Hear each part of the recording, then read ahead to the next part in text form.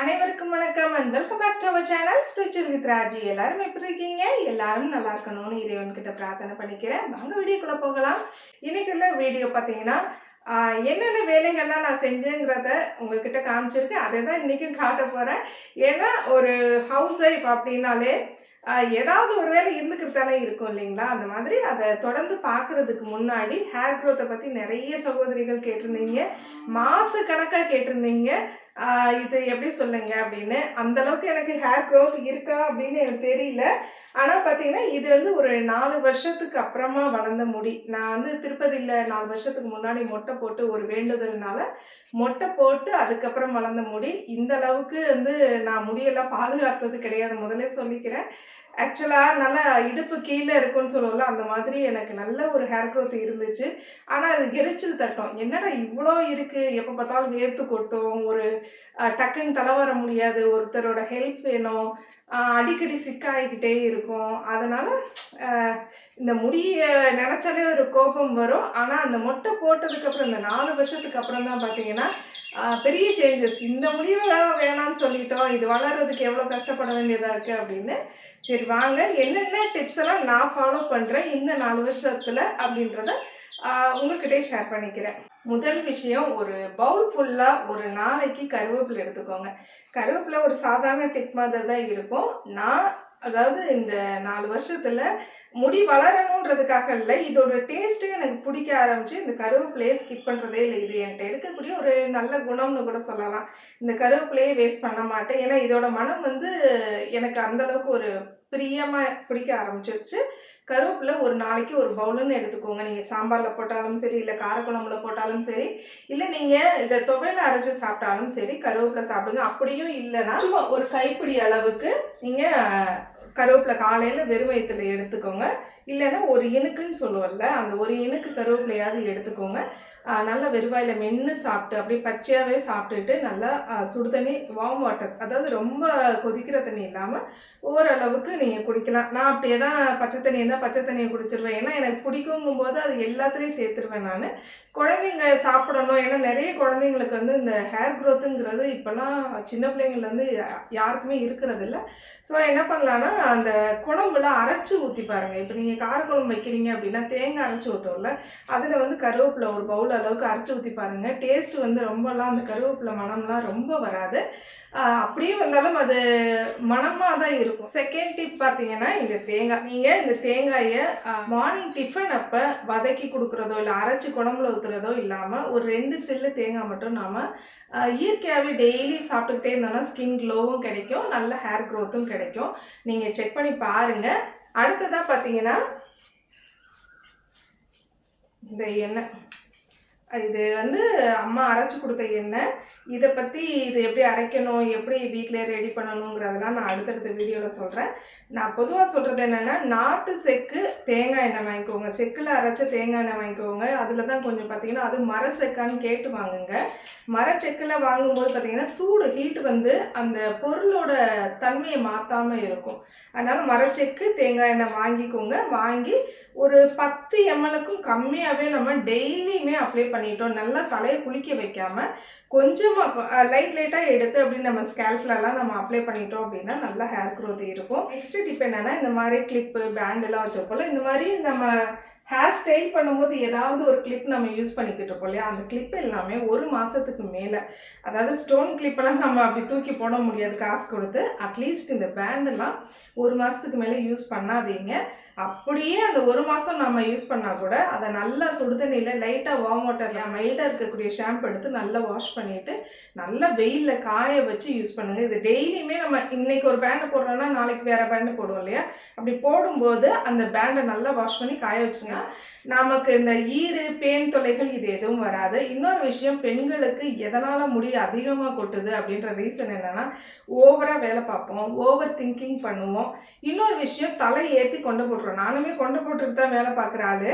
அப்படி இருக்கும்போது என்னென்னா, நைட்டு தூங்கும் போதாவது நம்ம தலையை ஃப்ரீ ஹேர் விட்டு, அதாவது ஃபுல்லாகவே நம்ம விரித்து விட மாட்டோம், இந்த இடத்துல வந்து ஒரு குட்டியாக ஒரு பேண்டு போட்டுட்டு இங்கே எல்லாம் கிளிப்பெல்லாம் எடுத்துருங்க.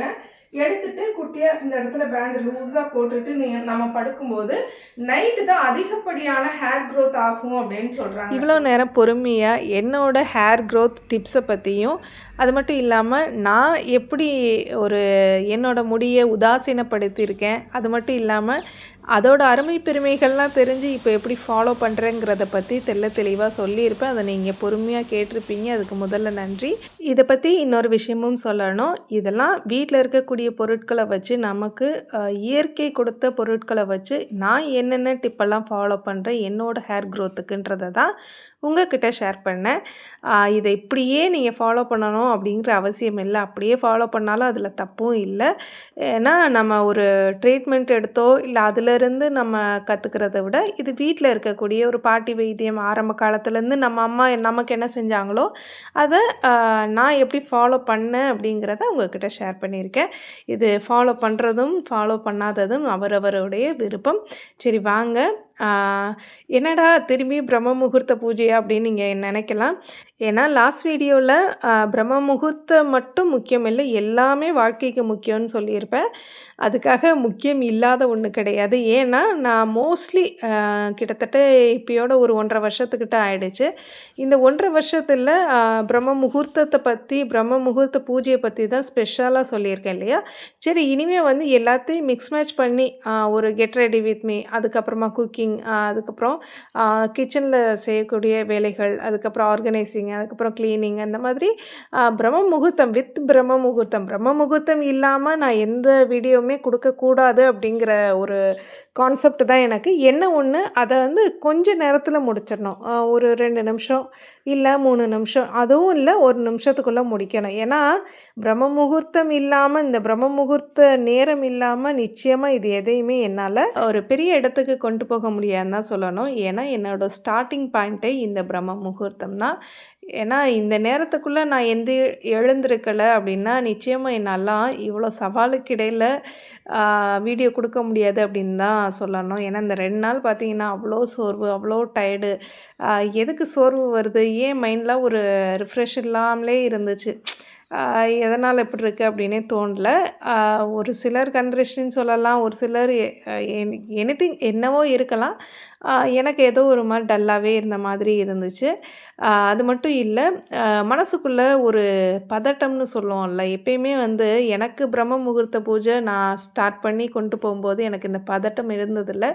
அது உங்களுக்காக அப்படின்னு சொல்லியிருந்தேன் இல்லையா. ஏன்னா ஒரு 2 மாதத்துக்கு முன்னாடி பிரம்ம முகூர்த்த பூஜை எல்லாருக்கும் பண்ணதில் ஒரு சிலர் மிஸ் ஆகிட்டாங்க. அவங்களுக்கும் சேர்த்து பண்ணணும் அப்படிங்கிறது தான் என்னோடய நோக்கம். 48 நாள் சக்ஸஸ்ஃபுல்லாக முடிக்கணும் அப்படிங்கிறதும் என்னுடைய நோக்கம்.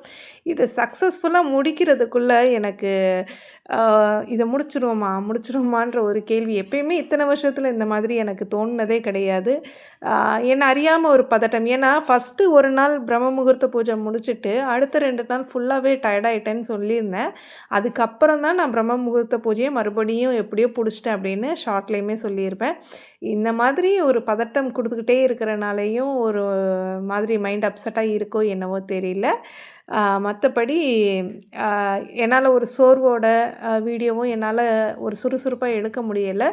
எடுத்துக்கிட்டு இருக்கேன், வீடியோலாம் எடுக்கிறேன். பட் அதை அப்லோட் பண்ணுறதுக்கு ஏதோ என்னத்தை போய் பண்ண அப்படின்ற மாதிரியான ஒரு மனசு, ஒரு அலட்சியம் தோணும்னு சொல்லுவோம்ல, அந்த மாதிரி இருக்குது.